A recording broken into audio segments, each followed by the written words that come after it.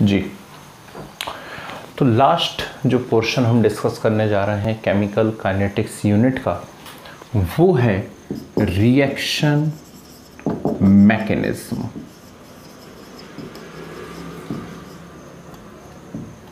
Reaction mechanism से मतलब वो ऑर्गेनिक केमिस्ट्री वाली रिएक्शंस का मैकेनिज्म नहीं है। रिएक्शन मैकेनिज्म से यहाँ पर मीनिंग होता है कि कोई भी रिएक्शन आपको दी जाएगी विथ मैकेनिज्म और आपसे उसका ऑर्डर डिटरमाइन करने को कहा जाएगा। कैसे क्वेश्चंस होते हैं चलिए मैं बताता हूँ। मान लीजिए एक रिएक्शन आपको दी हुई है 2NO + O2 gives 2NO2, ठीक है। 2NO + O2 gives 2NO2 और इसका मैकेनिज्म दिया हुआ है 2 स्टेप्स में।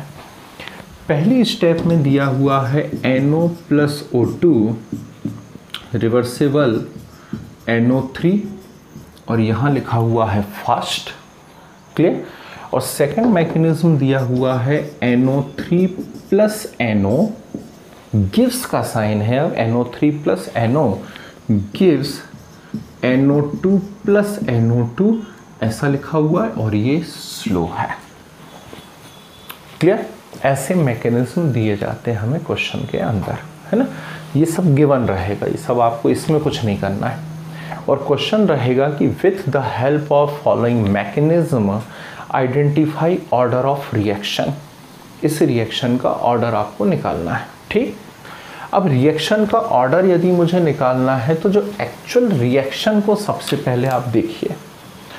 एक्चुअल रिएक्शन को यदि मैं देखता हूँ, ये रही यहाँ पर रिएक्शन और मुझे रेट लॉ इक्वेशन लिखते आता है कि -dx/dt = k NO⁻p and O2⁻q।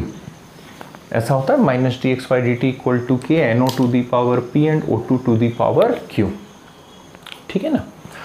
अब इसके मैकेनिज्म की हेल्प से हम क्या करेंगे, सुनिएगा ध्यान से कि पहले दिमाग में पिक्चर बना लीजिए कि जब मैं मैकेनिज्म पूरा सॉल्व करूं तो फाइनल आंसर में मुझे NO और O2 की रिक्वायरमेंट है, तभी मैं ऑर्डर को आइडेंटिफाई कर पाऊंगा, ठीक।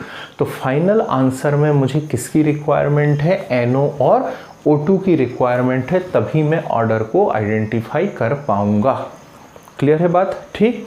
यानी मुझे NO3 नहीं चाहिए और NO2 नहीं चाहिए, ये सब हटा देने हैं मुझे यहाँ से और मुझे सिर्फ और सिर्फ क्या चाहिए है, NO और O2, क्लियर। तो पहली बात तो ये करना है, हमेशा आपको ऐसे लिख लेना है जो आप पार्ट 2 से सीख के चले आ रहे हैं, है ना। अब दूसरी बात क्या ध्यान रखना है, इन रिएक्शन में हमेशा स्लो रिएक्शन दी जाएंगी और फास्ट रिएक्शन दी जाएंगी। वो मोर देन 1 भी हो सकती है, जरूरी नहीं है कि एक ही एक हो, एक से ज़्यादा भी दी जा सकती है। वो मैं अगले एग्जाम्पल से बताने की कोशिश करता हूँ। तो जो स्लो रिएक्शन रहेगी, स्पेशल पॉइंट ध्यान रखिए, फॉर स्लो रिएक्शन, ठीक। तो स्लो रिएक्शन के लिए आप लगाएंगे हमेशा रेट लॉ इक्वेशन। क्या लगाएंगे, रेट लॉ इक्वेशन लगाएंगे, ठीक। एंड फॉर फास्ट रिएक्शन, जो फास्ट रिएक्शन है उस फास्ट रिएक्शन के लिए आप लगाएंगे लॉ ऑफ मास एक्शन, ठीक। फास्ट रिएक्शन में क्या लगाना है आपको, लॉ ऑफ मास एक्शन लगाना है और स्लो रिएक्शन में आपको क्या लगाना है, रेट लॉ इक्वेशन। ये अपनी स्टाइल है करने की, ठीक है ना। अब कैसे, चलिए पहले मैं स्लो रिएक्शन लिखता हूं। तो स्लो रिएक्शन कौन सी वाली, ये। तो यदि मैं इसमें रेट लॉ इक्वेशन लगाऊं तो मुझे क्या लिखना चाहिए, -dx/dt = k NO3 × NO, बोलो हाँ, ठीक। अब मैं कंपेयर करूं इसको इस वाले पॉइंट से तो मुझे नज़र आ रहा है कि -dx/dt = k NO × O2 होना चाहिए था, पर यहाँ तो क्या आ गया, -dx/dt = k NO3 × NO आ गया। तो NO तो आ रहा है लेकिन मुझे ये NO3 नहीं चाहिए, बल्कि मुझे इसकी जगह क्या चाहिए है, O2 चाहिए है। ऐसी दिमाग में पिक्चर सेट हुई, ठीक। मुझे इस NO3 को यहाँ से हटाना है, येन केन प्रकारेण, ठीक। और मुझे इसकी जगह क्या लेकर के आना है, O2 लेकर के आना है। तो मैं कैसे लेकर के आऊँगा, इसे मैं इक्वेशन फर्स्ट दे देता हूँ।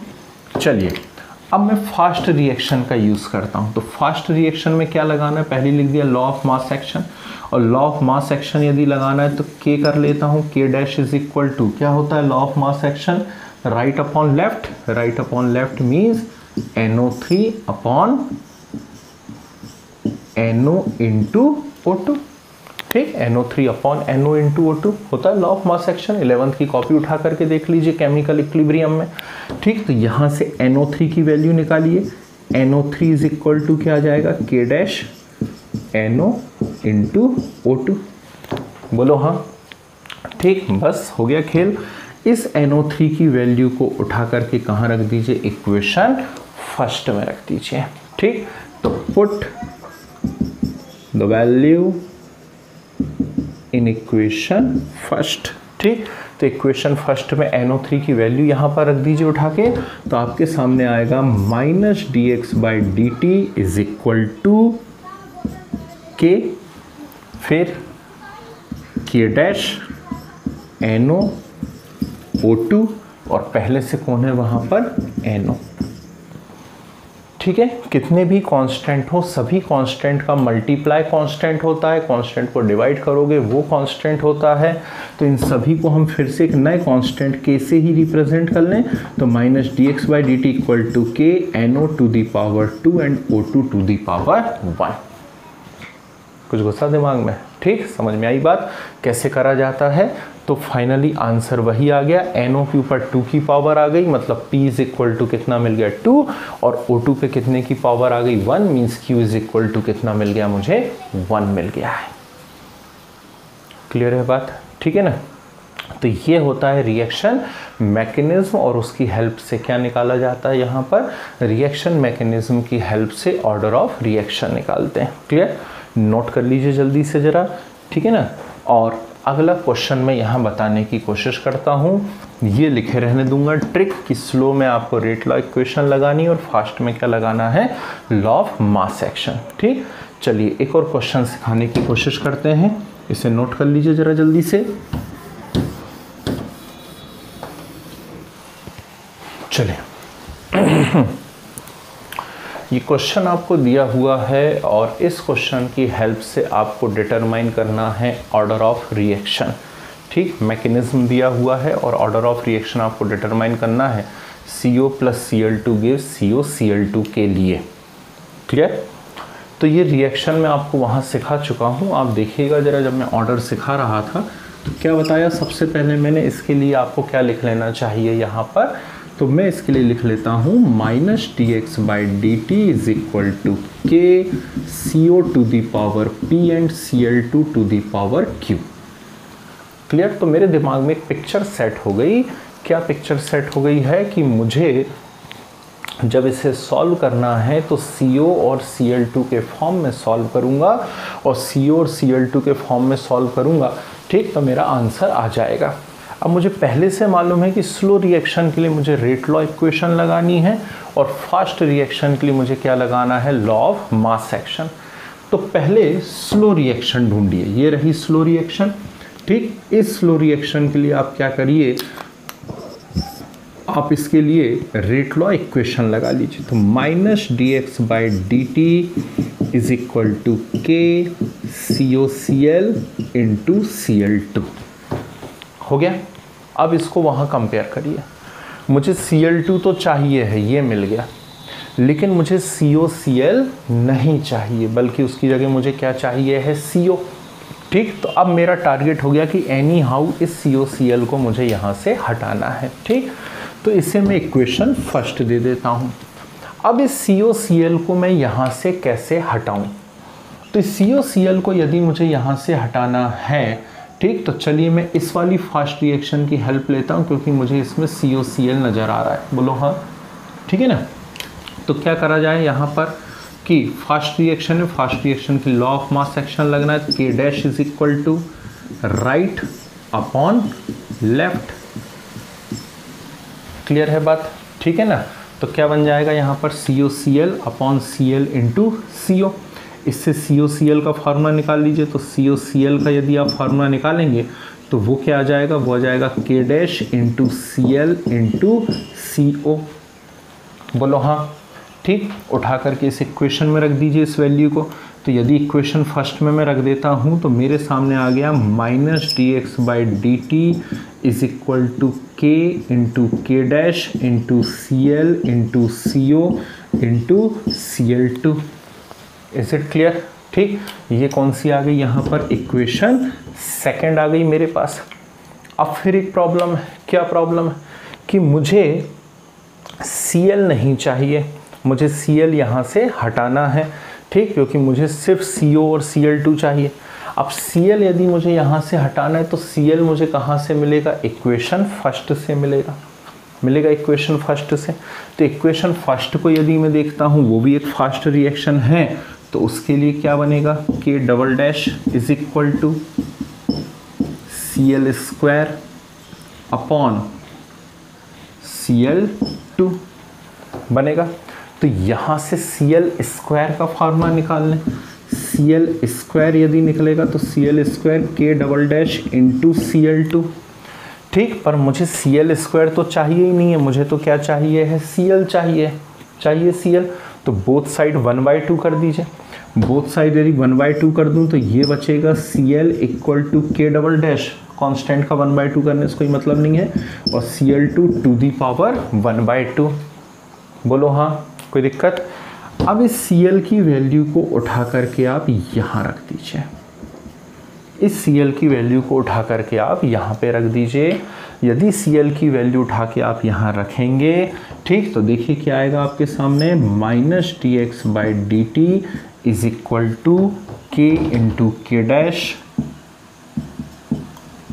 इंटू के डबल डैश, उससे कोई फर्क नहीं पड़ रहा कांस्टेंट से, Cl की जगह कितना आ रहा है? Cl2 टू दी पावर 1/2, फिर CO और फिर Cl2। ठीक, तो फाइनली क्या आ जाएगा बोलिए? फाइनली आ जाएगा minus D X by D T is equal to K, ठीक, CO and Cl2 to the power कितना आ जाएगा? 3/2। क्लियर? चेक कर लीजिए नोट्स में पीछे जा करके, आपको पता पड़ जाएगा कि इसका ओवरऑल ऑर्डर हम लोगों ने लिखा हुआ था 5/2। ठीक, तो ये हुआ रिएक्शन मैकेनिज्म और उसकी हेल्प से क्वेश्चन को कैसे सॉल्व किया जाता है। आ गई बात समझ में? कोई दिक्कत तो नहीं है? ठीक, और बता दें, और बताएं क्या नहीं समझ में आ रहा है? बताओ। ठीक, दिख तो रहा है भाई साफ साफ यहाँ पे कि स्लो रिएक्शन यदि दी जाए तो रेट लॉ इक्वेशन लगाया करो, और फास्ट रिएक्शन दी जाए तो लॉ ऑफ मास एक्शन लगाया करो। ठीक है ना? और बार बार बोल रहा हूँ कि पहले जो इक्वेशन दी जाए उसके लिए लिख लिया करो, उससे हमें टारगेट पता पड़ जाता है कि फाइनल इक्वेशन में हमें चाहिए क्या है। जैसे ये इक्वेशन दी थी तो मैंने पहली रेट लॉ इक्वेशन लिख ली, minus D X by D T equal to K CO into Cl2। तो मेरे दिमाग में एक पिक्चर सेट हो गई कि यार जब भी मैं इसे सॉल्व करूँगा तो आंसर मुझे सिर्फ CO और Cl2 के फॉर्म में चाहिए। तो उसके अलावा जितनी चीज़ें दिख रही हैं गिवन इक्वेशंस में उन सबको मुझे हटा देना है। आगे बात समझ में? पक्का? ठीक, चलो एक और सिखाते हैं। नेक्स्ट देखिए,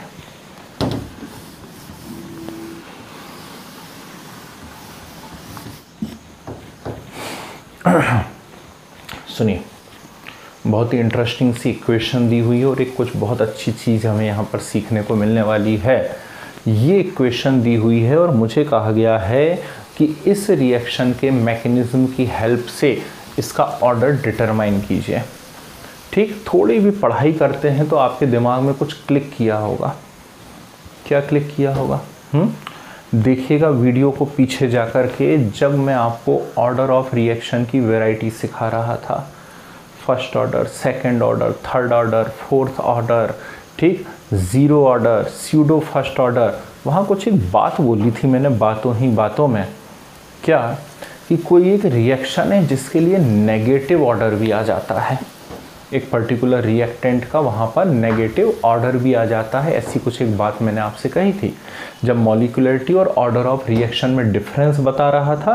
उस समय भी मैंने आपसे ये बात कही थी कि मॉलिक्यूलरिटी कभी ज़ीरो नहीं हो सकती, मॉलिक्यूलरिटी कभी फ्रैक्शनल नहीं हो सकती, लेकिन ऑर्डर ज़ीरो भी हो सकता है, ऑर्डर फ्रैक्शनल भी हो सकता है, और इवन एक एग्जाम्पल ऐसा आएगा जिसमें नेगेटिव ऑर्डर आने लगता है। ठीक, क्या है कहानी? चलो ज़्यादा बातें नहीं करते हैं। ये देखिए, ये रिएक्शन दी हुई है और इस रिएक्शन के मैकेनिज्म की हेल्प से मुझे इसका ऑर्डर डिटरमाइन करना है। ठीक, तो वही जो हमारी आदत बन चुकी है, मैं पहले इसको लिख दूंगा -dx/dt is equal to KO3 to the power P, और इस P को मुझे डिटरमाइन करना है। ठीक है ना। अब कैसे किया जाए, तो पहले स्लो रिएक्शन दिख रही है, स्लो रिएक्शन के लिए लगा लीजिए रेट लॉ इक्वेशन। ठीक, तो -dx/dt is equal to KO3 into O। O3 मुझे चाहिए था, मिल गया। अब मुझे O हटाना है, यहाँ से हटाना है। अब O कैसे मैं यहाँ से हटाऊँ, तो उसके लिए मुझे फास्ट रिएक्शन का यूज़ करना है, उसमें लगाना लॉ ऑफ मास एक्शन। ठीक, इसे इक्वेशन फर्स्ट दे देता हूँ। चलिए फास्ट रिएक्शन के लिए K dash is equal to O2 into O upon O3। बोलो हाँ, क्या निकालना है मुझे? O, जिससे वहाँ से हट जाए और उसमें वैल्यू रख दूँ। तो O इज इक्वल टू क्या जाएगा, K dash O3 upon O2। ठीक, इस O की वैल्यू उठा करके आप यहाँ पे रख दीजिए इस इक्वेशन में। तो O की वैल्यू उठा करके जब मैं इस इक्वेशन में रख देता हूँ तो ये आता है -dx/dt equal to K into K dash, ठीक, O3 अपॉन O2, और एक O3 पहले से था O3। ठीक है, तो जब आप इसे सॉल्व करेंगे तो फट से बोल दीजिए क्या आएगा, -dx/dt is equal to KO3 to the power 2 and O2 to the power -1। Tension में नहीं आ जाना है, सोचने मत लगना कि कुछ गलत हो गया यार, यहाँ तो O2 दिख ही नहीं रहा था, मैं हटाऊँ इस O2 को। नहीं हटा सकते। ये बहुत ही प्यारा केस है, बहुत ही इंपॉर्टेंट वैरायटी है। घोंट लीजिए, इस पर्टिकुलर रिएक्शन के लिए ओजोन का ऑर्डर तो 2 आता है, लेकिन साथ में यहाँ O2 भी होता है, और O2 का ऑर्डर कितना आता है, -1 आता है। क्लियर। तो ये है रिएक्शन मैकेनिज्म। पार्ट 4 था ये आपका इस चैप्टर का, केमिकल काइनेटिक्स का। ठीक, फर्स्ट पार्ट में मैंने आपको रेट सिखाई हैं, ढेर सारे न्यूमेरिकल्स करवाए हैं, फैक्टर्स बताए हैं। सेकंड पार्ट में मैंने आपको मॉलिक्यूलरिटी और ऑर्डर सिखाया, ऑर्डर की पूरी वैरायटी सिखा दी। बहुत सारे मैंने ग्राफ सिखाए आप लोगों को, ठीक है ना, न्यूमेरिकल्स करने के तरीके बताए। थर्ड पार्ट में मैंने आपको आयरनियस इक्वेशन, उसका डेरिवेशन, ग्राफ, बहुत सारे ग्राफ, ठीक, और कोलिजन थ्योरी सिखाई। और फोर्थ पार्ट में हम लोगों ने सीखा photochemical reaction and reaction mechanism. Clear. अब हम इस चैप्टर के प्रीवियस ईयर्स के, ठीक, जेईई एडवांस और मेडिकल में जो क्वेश्चंस पूछे गए हैं उनकी प्रैक्टिस करेंगे, ठीक, नेक्स्ट वीडियो में। ओके।